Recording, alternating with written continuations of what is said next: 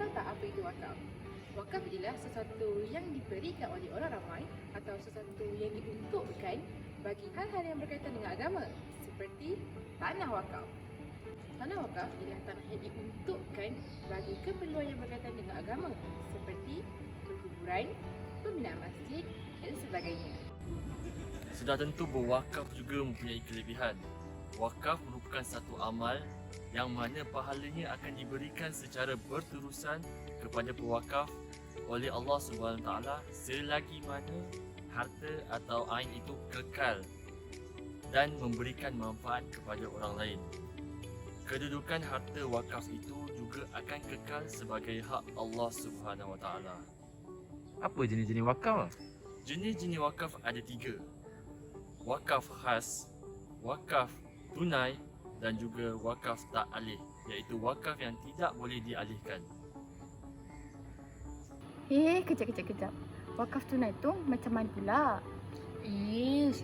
Dana wakaf yang dikumpul akan ditukarkan kepada harta kekal yang akan dimanfaatkan bagi keperluan dan kepentingan masyarakat Islam. Wakaf tunai bertujuan untuk membudayakan semula amalan berwakaf yang merupakan sedekah jariah yang amat dituntut oleh Islam dan berpotensi untuk menggerakkan pembangunan sosio-ekonomi ummah. Dana wakaf tersebut akan disumbangkan kepada badan-badan tertentu, antaranya masjid, sekolah dan sebagainya. Bang. Majlis Fatwa Agama Islam ada keluarkan apa-apa kenyataan ke? Ada. Jawatan Kuasa Fatwa Majlis Kebangsaan Islam Malaysia bagi dalam hal ehwal agama telah memutuskan bahawa berwakaf dalam bentuk tunai ni dibolehkan dan dibenarkan, tapi untuk tujuan kebajikan dan kemaslahatan umat Islam. Kejap. Okay, dalam nak melaksanakan wakaf tunai ni ada syarat-syarat dia. Okay, yang pertama, nilai asal wang yang diwakafkan tu hendaklah sentiasa meningkat dan dikembangkan. Kemudian sebarang pembelian aset hendaklah mengikuti syarak. Kemudian lain-lain syarat yang telah ditetapkanlah dari masa ke semasa oleh Perbadanan Wakaf Selangor. Itu saja.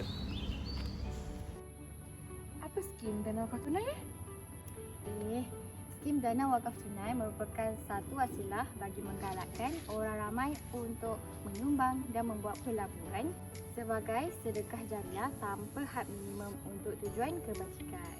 Bukan hanya itu, ia juga memudahkan orang ramai untuk mewakafkan harta mereka dalam bentuk sumbangan wang tunai yang minimum kerana tidak semua umat Islam mempunyai aset atau harta kekal seperti tanah, bangunan dan sebagainya untuk diwakafkan. Oh, tahulah. Wakaf juga merupakan urusan Islam di bawah Majlis Agama Negeri. Tahu tak wakaf Selangor bawah siapa? Perbadanan Wakaf Selangor di Selangor yang merupakan anak syarikat Majlis Agama Islam Selangor.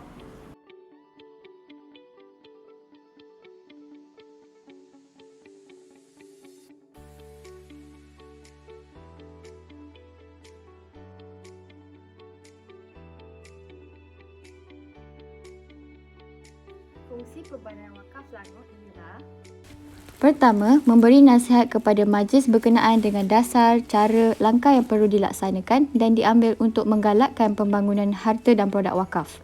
Kedua, melaksanakan dan memberi kesan kepada apa-apa dasar, arahan atau perintah majlis berkenaan dengan pembangunan harta dan produk wakaf.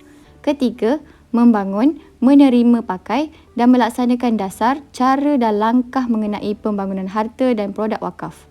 Keempat, bertindak sebagai agensi penyelaras di dalam pelaksanaan kemajuan pembangunan harta dan produk wakaf secara pesat. Dan yang terakhir, merancang, membangun, melaksana dan menggalakkan pembangunan. Adakah wakaf tunai diterima di PWS? Mestilah PWS juga menerima sumbangan wakaf secara tunai juga tau. Macam mana nak daftar? Senang je. Macam ni. Mula-mula anda boleh pergi ke website Wakaf Selangor. Lepas tu, kesemua dah ada dalam ni, just pilih jenis wakaf, mestilah wakaf tunai. Lepas tu, anda masukkan maklumat dalam pewakaf. Ini anda lah. Lepas dah settle masukkan maklumat pewakaf, isi pecahan wakaf ni. Untuk diri sendiri boleh, untuk orang lain pun boleh. Last sekali, masukkan berapa anda nak wakaf. Siap. Lepas tu anda akan disambungkan ke pembayaran secara atas talian FTX. Dah siap. Mudah kan?